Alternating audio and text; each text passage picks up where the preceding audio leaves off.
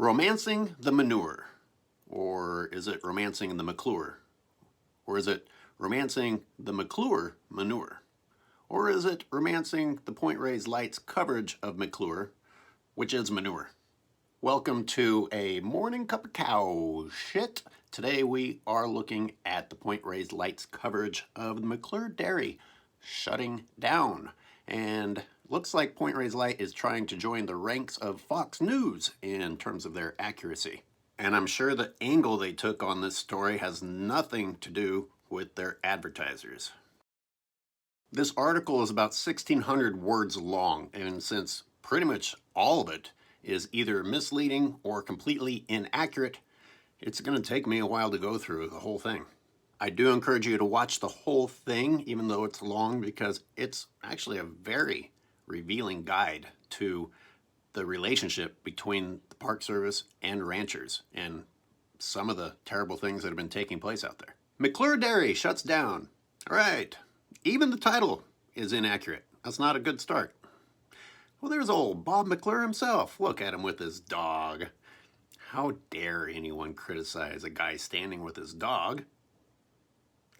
Most of you are probably still unaware of the incredible demonstration of speciesism taking place in this photo, but we won't get into that. Let's start with the caption right underneath the photograph. Tamala's Point rancher Bob McClure, the fourth generation on Point Reyes, is shutting down his dairy this month. The spring that feeds the ranch is running dry. There is a glut in the organic milk market, and he does not have a successor. He has moved to Petaluma, but plans to raise a small number of heifers on the land, which was one of 6 dairies in the park. Okay, I can't even get past the caption without... Oh my God, I got a lot to go through here. All right, here we go. So, commentary from reality. Let's start with, of course, opening up, mentioning the generation thing. Why do we always have to hear about which generation these people are in every article, multiple times per article? I mean, every time we've got to hear about which generation they are. Does it change the facts of the story? I understand what it's meant to do, and that's to emotionally lure the reader to Bob McClure's side or the rancher's side. I mean, it's just standard practice when it comes to ranching. First, let's make sure that you sympathize with them.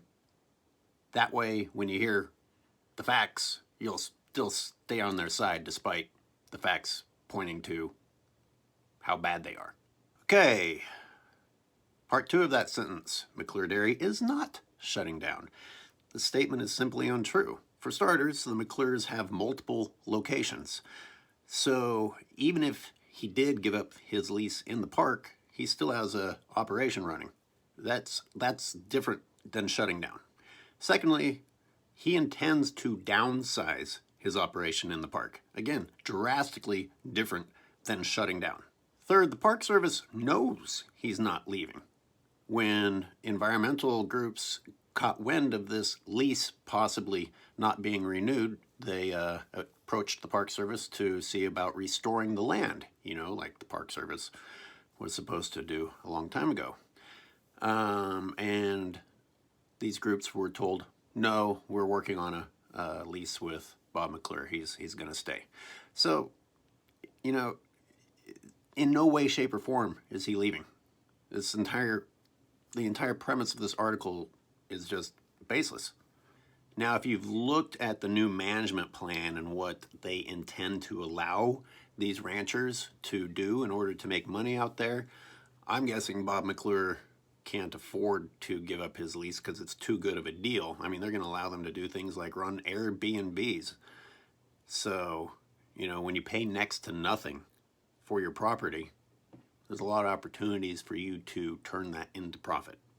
And sadly, if you've looked at the succession process that the Park Service put out when he announced this, you'll see that the very, very, very last thing on the list is an opportunity for the public, you know, the people who actually own the park, to have their say in what should be done with the land. That's after they've tried to give it to pretty much every rancher in existence. Okay, now for sentence number 2. I mean, it's going to take a while to get through this thing. The spring that feeds the ranch is running dry. Okay, it's not magically running dry. It's being drained by ranchers. Second half of that sentence. There is a glut in the organic milk market. There's not a glut in the organic milk market. There's a glut in dairy. Period. Every year. It's overproduced, and then it's dumped year after year after year. And also year after year after year, the government spends billions of dollars subsidizing this industry that apparently people don't want, but we're goddamn determined to make sure it survives, no matter what it costs us.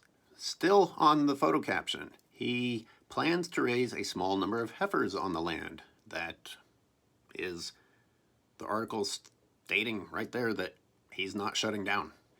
The article also states later on that that number is 150 heifers. I mean, there was a time where if you were a rancher and you had 150 heifers, you had a sizable operation. But it's being told to the reader as though that's small. Now, did you think about that at all? I mean, how big was his operation that when he downsizes, he still has 150? Whatever you personally consider to be a large operation, the point is that you were enticed to consider 150 cows essentially the same thing as shutting down, which it is not. All right, next paragraph. Bob McClure is closing his dairy operation in the Point Reyes National Seashore, putting an end to the largest and oldest dairy in the park and leaving the 8 families who live on the land without housing or work. Oh, boy. 1, again, he's not shutting down. This incorrect statement has already been made twice in the 2 paragraphs of the article. Regarding leaving 8 families homeless, McClure pays very little to lease his massive expanse.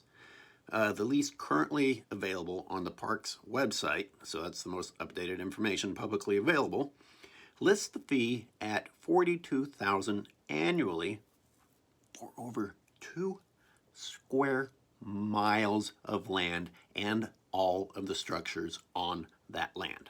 So let's put that in perspective. 2 square miles of land for less than what you would get like a 2,000 square foot apartment in the Bay Area for. Next, what is the rush exactly to evict these families? You know, the article goes out of its way to point out how long they've been there and that they're essentially part of the family working the ranch for 20 years.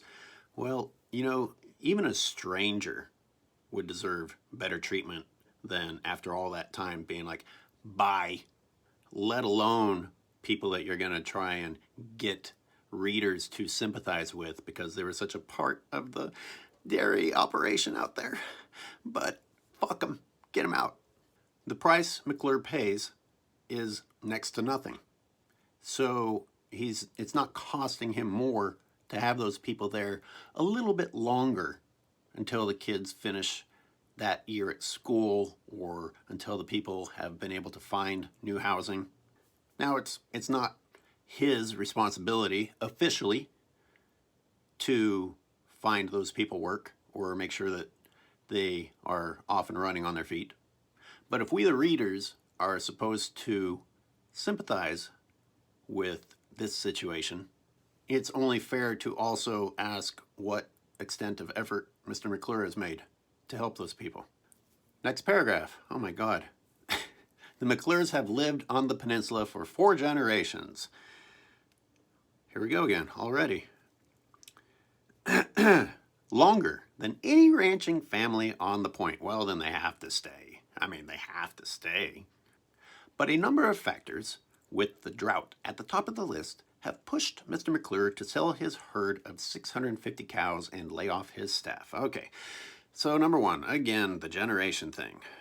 It's a tiresome standard strategy to evoke sympathy for the ranchers, and it's already been used twice in this article in only 3 paragraphs. I've asked this before, but I ask again, what families aren't multi-generational? This isn't a magical quality of people who ranch. to be able to have generations after generations of their own family. And there are many examples of family trades or traditions that get passed down generation to generation. It just so happens that dairy is a tradition of destroying the land and exploiting animals.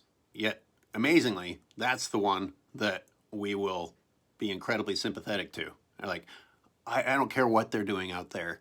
You know, it's 4 generations. You got to let them keep doing it. I mean, put this in perspective. Let's compare it to a different scenario, a different industry, a different person doing a different job. Here's person number 1. Hey, I'm the 5th generation of my family of teachers, but budget cuts have forced me to seek new options. What's the public say? Oh yeah, it's a real shame about the education system. Next. So in comes the next guy and he says, hey, my industry is outdated, unsustainable, drains a drought state of what little water is left, leaches off the economy, and is generally cruel and exploitive at its very core. And what do people say? Oh, let's give this guy some more money. All right, moving on to the 650 cows. How did Mr. McClure have 650 head of cattle if these operations were supposed to have shrunk back when they went organic many years ago?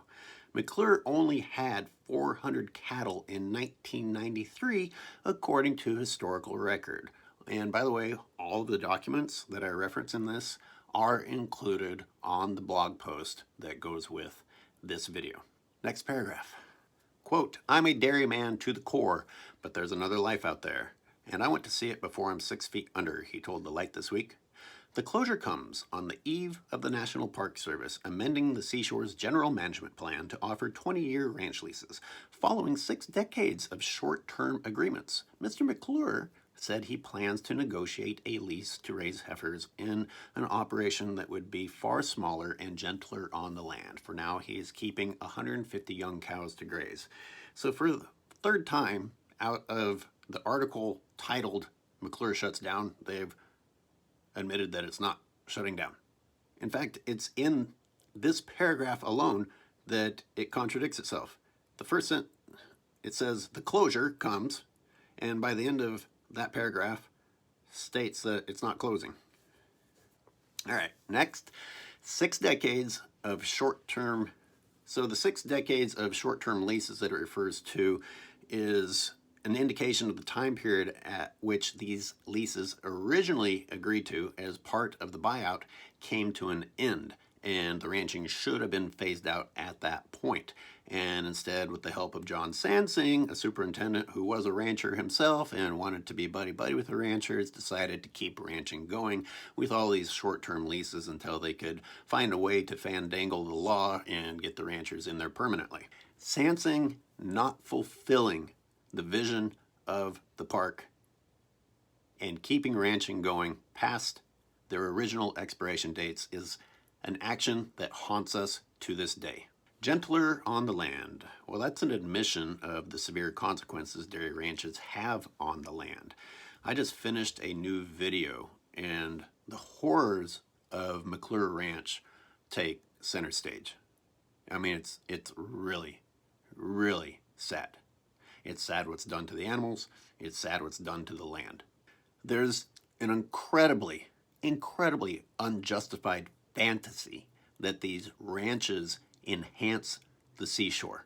The reality is that the McClure complex itself is flat out hard on the eyes. As for the land, I mean, numerous occasions I catch myself just staring dumbfounded at the wasteland that what was once native habitat has become thanks to dairy ranching. I mean, it looks like a demilitarized zone most months of the year. The only exception being that short window of time in which the non-native plants that are intentionally grown as part of the ranching operation spring up, and it gives the impression of greenery. And those plants are quickly chopped down as soon as they are tall enough to harvest the crop, which is a consequence for any animal that actually tried to use that area as habitat because they get chopped up in the mower blades along with the plants. Nice, right? And I see tourists taking pictures with the mustard and the radish plants because they don't know what the hell they are. They just see flowers at the right around harvest time. And the fact is that we have almost no native prairie or grassland left in California, and instead of the park trying to restore that, we have a park endorsing the planting of not just non-native plants, but invasive in nature plants that have spread throughout the entire seashore and, by their very nature, dominate and outcompete native plants. That's what you see growing in McClure when it doesn't look like a demilitarized zone. In other words, the ranch's only silver lining is actually a bad thing also. Mr. McClure is 60, and none of his 3 daughters want to take on the business after him. He has had 4 eye surgeries that left him vulnerable to the wind and sun. He wants to travel and spend more time with his wife, Ruth, on their small ranch in Petaluma, where she works. But although these personal factors underlie his decision, he said the main reason for shutting down was the fear of running out of water. The drought in Marin is the worst since 1977, and it has the potential to become the worst ever. Already, farmers are scaling back their crops or skipping the season altogether, and ranchers are making plans to truck in water and upgrade their collection systems. Only 15 inches of rain have fallen in Inverness this winter, the driest year on record. The winter before was not much better, with 23 inches of rain compared to an average of 37.5 inches. Wow. Yeah, that sounds like harsh times.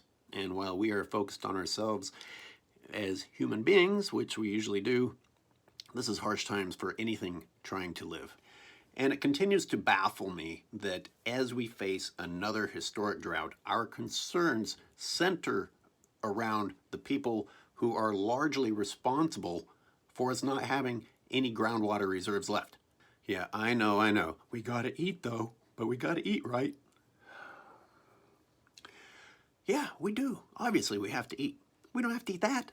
All that water that we're talking about isn't growing crops for human consumption. In the dairy industry, water is used to grow hay, it's used to grow alfalfa, it's used to grow other types of crops that feed the cattle, and a lot of it goes to directly watering the cattle. None of those things I just listed were human beings. Somewhere way down the line, after about as inefficient of a use of water as you could possibly imagine to produce food, humans that can afford this niche product will finally get something to eat. I mean, with cattle drinking like 40 gallons a day, 40 gallons a day per cow. Regarding improving the collection systems, this state has always been threatened with drought. Why didn't they improve their collection systems a long time ago? It also said that his ranch in Petaluma was small. Well, after seeing what pro ranchers call small, I think I should go and see what his other ranch looks like. The McClure Ranch relies on a single spring that is historically abundant but is no longer recharging. At this time of year, the water typically overflows into Abbott's Lagoon, but water levels are instead falling, and at least 5 months without significant rainfall lie ahead. And yet the only thing we are concerned about are the ranchers, not everything else that is inevitably going to die because they don't have the very thing that we've declared a state of emergency for. And amazingly, even as conditions were deemed bad enough to allow ranchers to set up pumps and drain water out of Kehoe and Abbott's Lagoon, they simultaneously said that the wild animals had plenty of water. I mean, it's a state of emergency, but the animals have plenty. And for all those reasons, that's why I don't like the kind of like abstract phrasing of water levels have dropped. They didn't drop. They were lowered by human use. There's no mysterious outside force. It's a known source acting upon it. Surely there must be a few birders or wildlife enthusiasts watching this video. You don't have any concerns about how draining Abbott's Lagoon, which is a birder's paradise. You don't think that that's going to affect the birds or the habitat, the plants growing in Abbott's Lagoon, the plants that the birds rely upon? Or how about the noise pollution from the pumps that were set up there? That in itself. You think that has any effect on wildlife behavior? Next paragraph. Mr. McClure shares a pond with the neighboring Kehoe Dairy. That's a charming one too. But if and when that source were to run dry, both dairies would have to either move their herds or truck in water. An expensive proposition, but one that the state will gladly pick up the bill for instead of us possibly considering an industry that doesn't drain us of what little water we have left.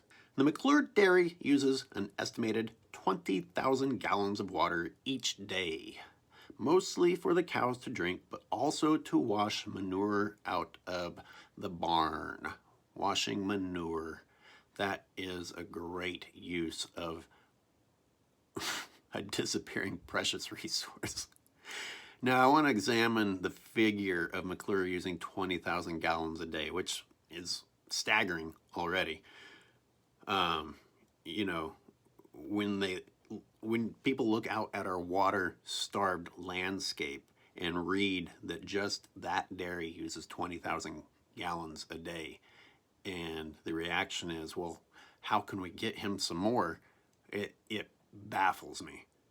But really, I think that the number is even higher than that. Consider this. Let's look at these calculations for a minute. Now, he was operating with 650 head of cattle. According to the article, that's how many he is downsizing from. So, when he was normally operating 650 head of cattle, and the conservative side of how much water cattle drink per day is 30 gallons per day. That calculation comes to 19,500 gallons of water per day. That's already almost at the 20,000 gallon figure. And that is the conservative amount of water that the cattle drink.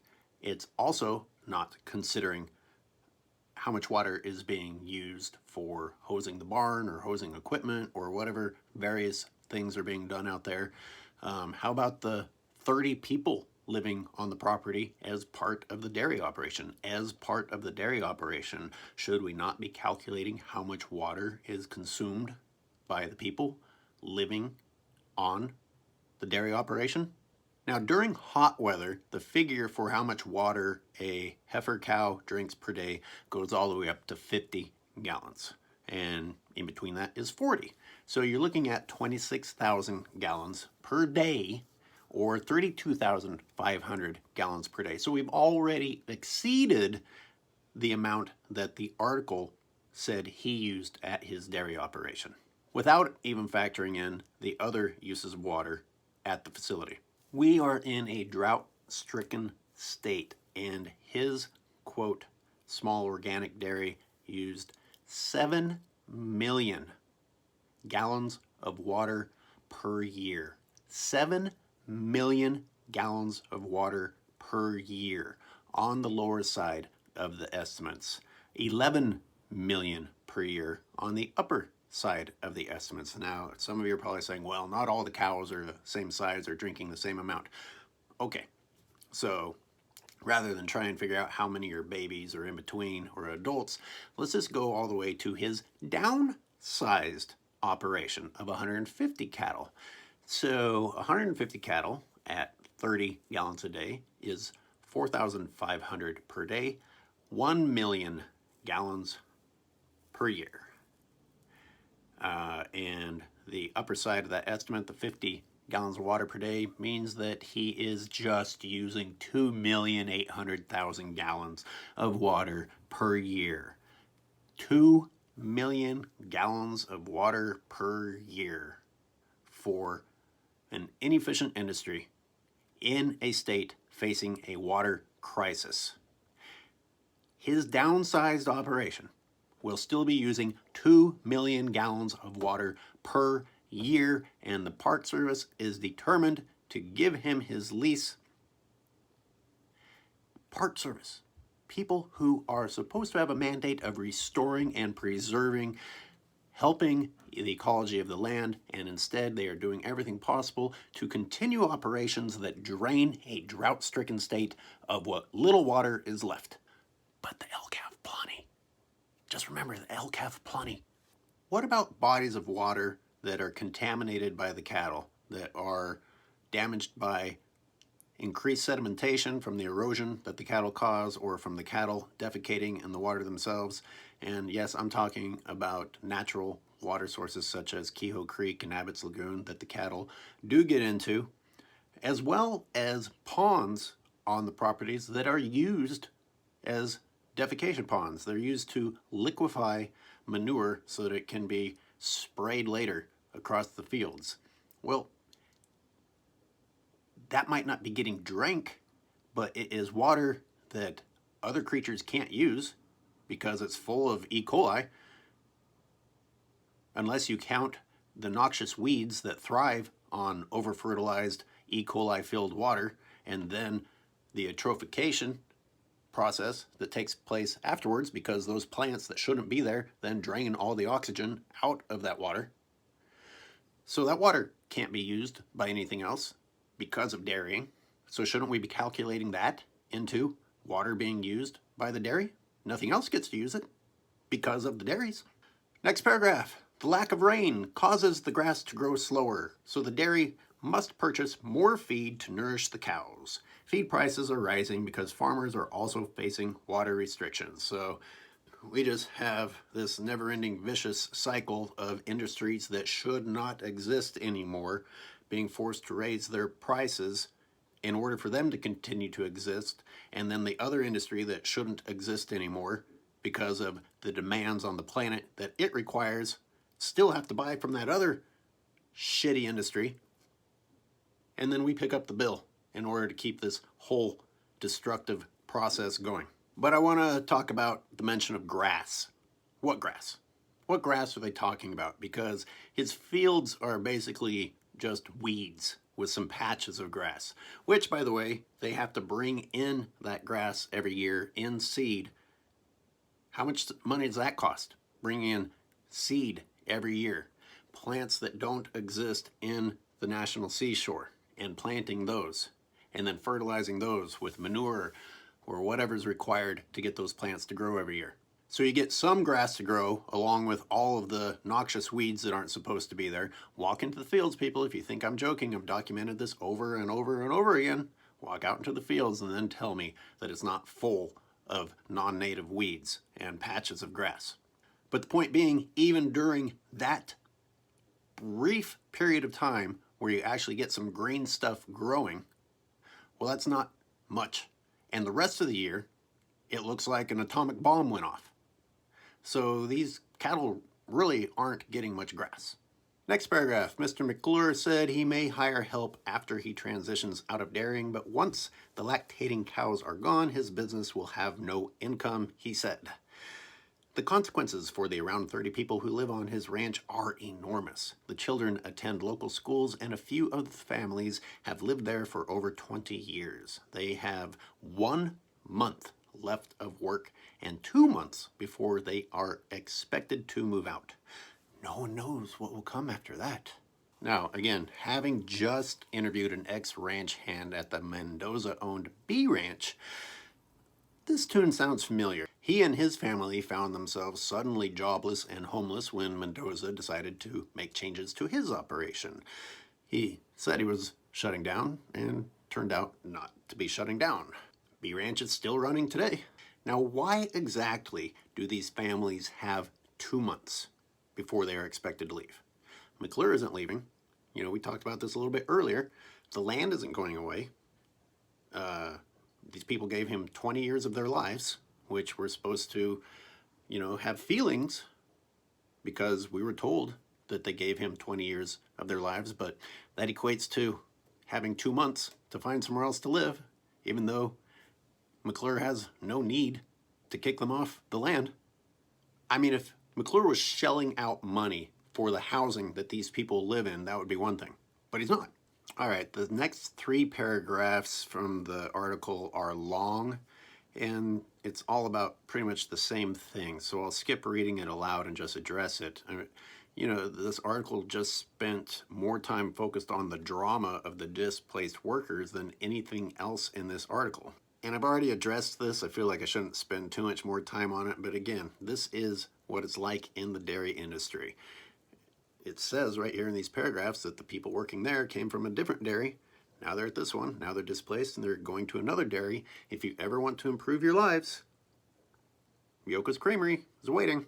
Now, if you have stuck with me this far, I will risk getting a little more extreme.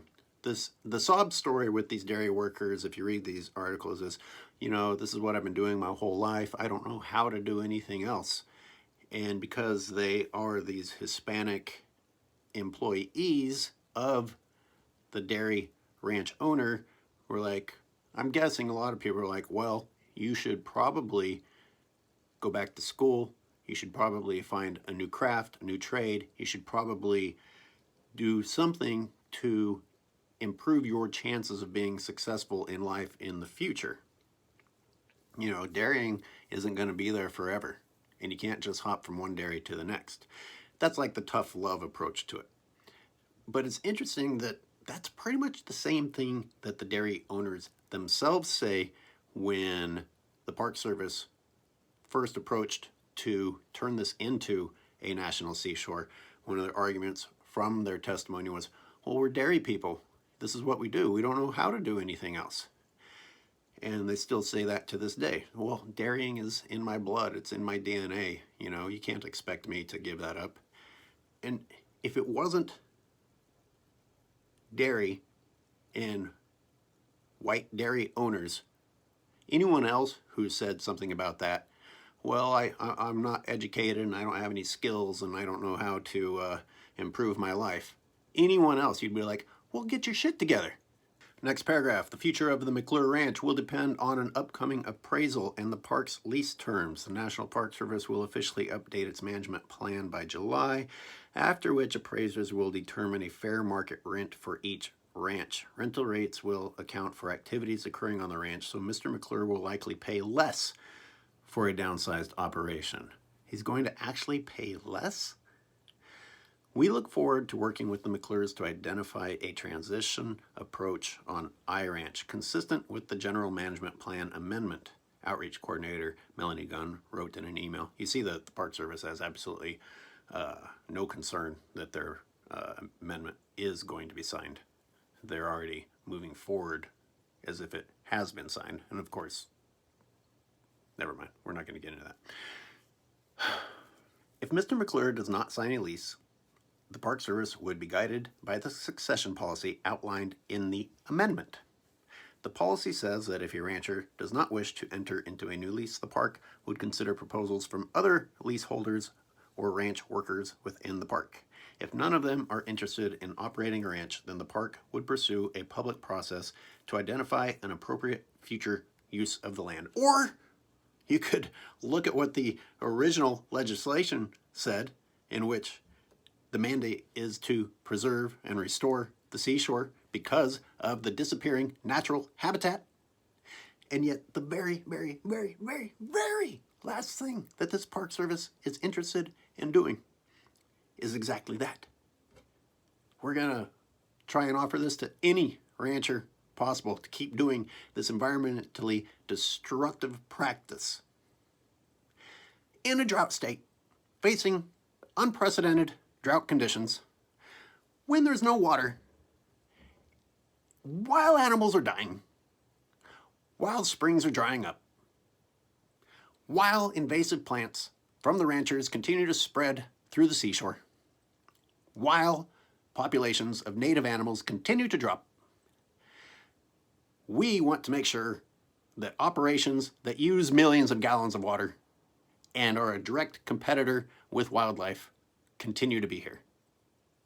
Top priority. Does that sound like an actual Park Service? I mean, basically it sounds like they're an extension of the lobbyists for ranching. Next paragraph. In recent years, the McClure Ranch has become a target of anti-ranching and pro-elk activists. Last fall, over 200 people staged a protest on the driveway. Terrorists. Mr. McClure didn't have much to say on the matter. His dairy is not in the range of any elk herds. During the protest, he greeted them and observed, "Oh my, McClure Ranch has become a target. There was one event. One. Ever. And it was peaceful. And it's not that he was targeted, it's that his eyesore of a ranch that kind of just obliterates the horizon is the easiest place for people to find and park alongside the road and at the edge of his extremely long driveway, which is public property, by the way. They weren't on Mr. McClure's private property. They weren't even near any of the actual buildings on his property. This was out by the edge of the road.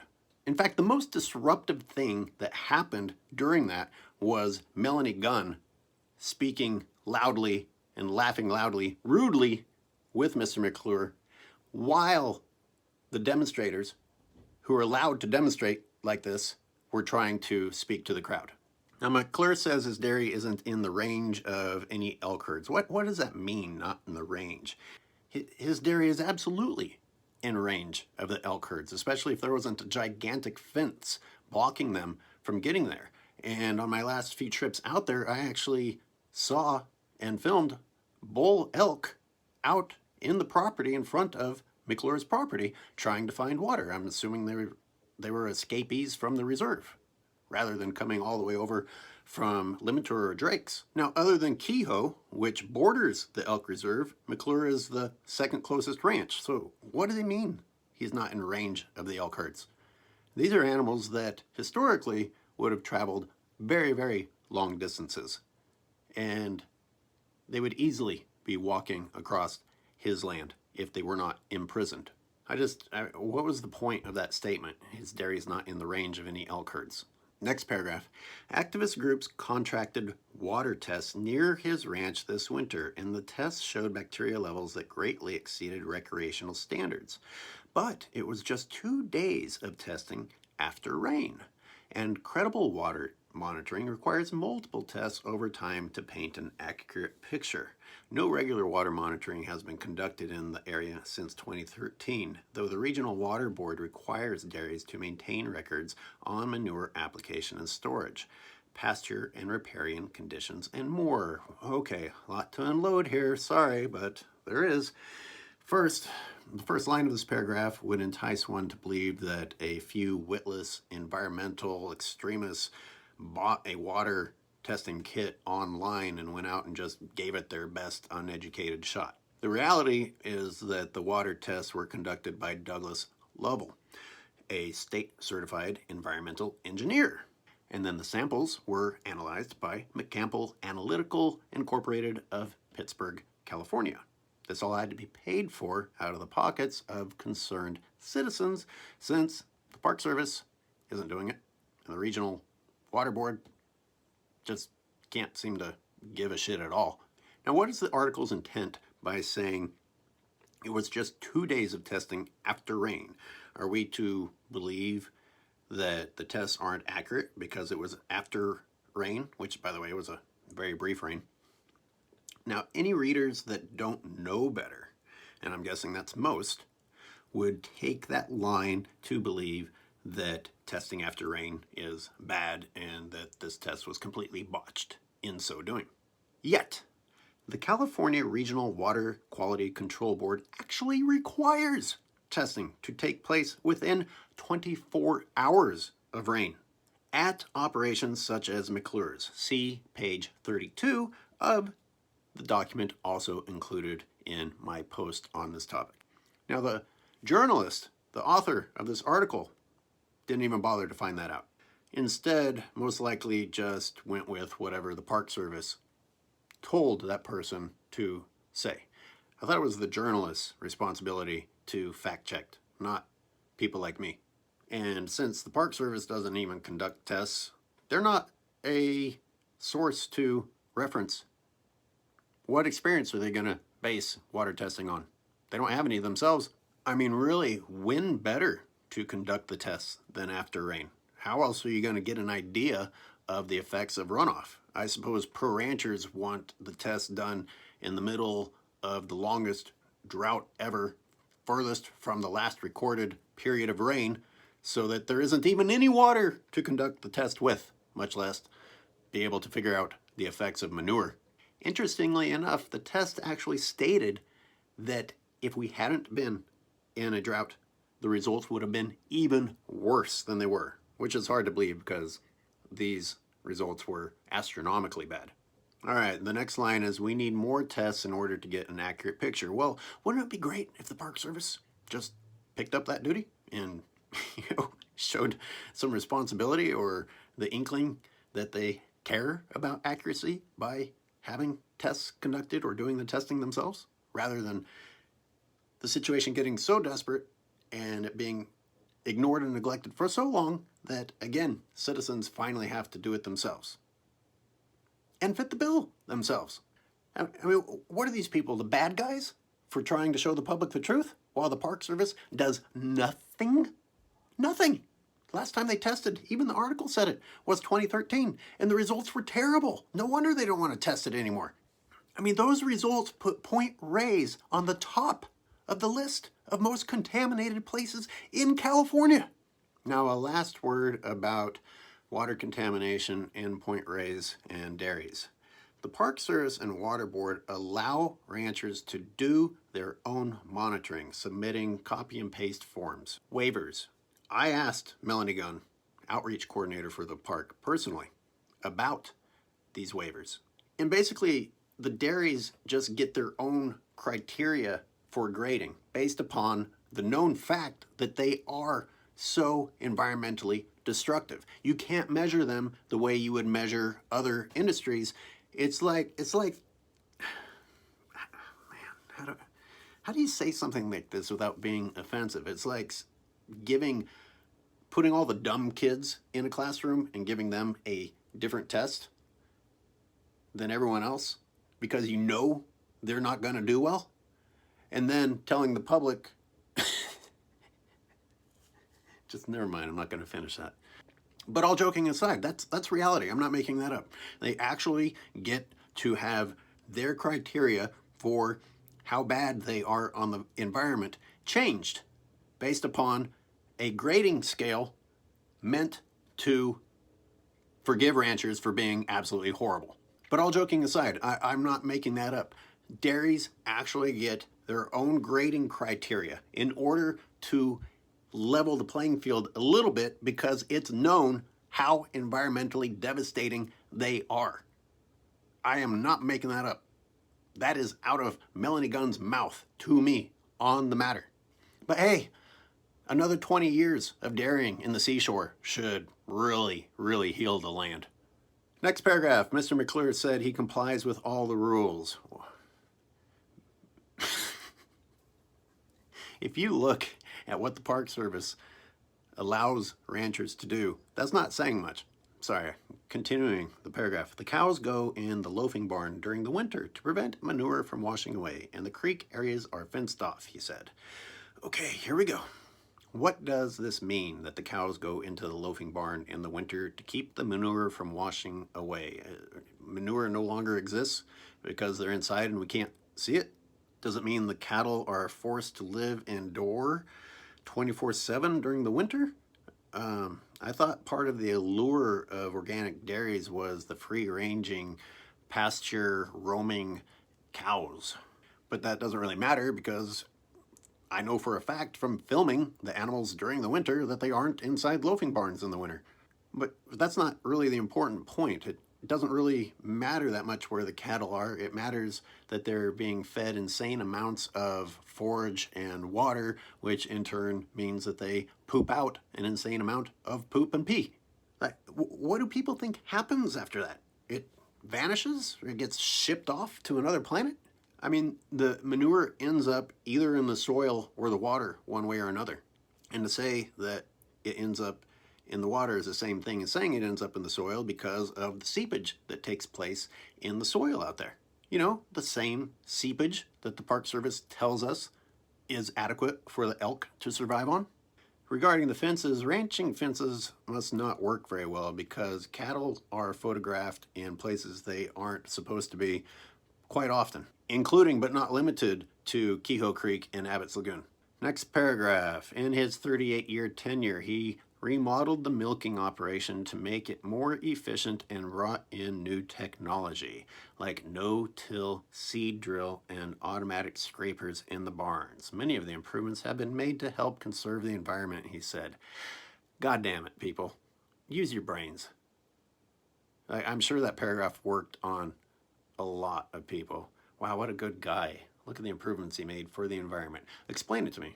Explain how those improvements help the environment. Look, he installed automatic scrapers in his barns for the environment. It scrapes the insane amount of urine and feces that his chosen industry produces off the floor without the use of physical human labor. That sounds like it was installed for human benefit and economic advantages to me.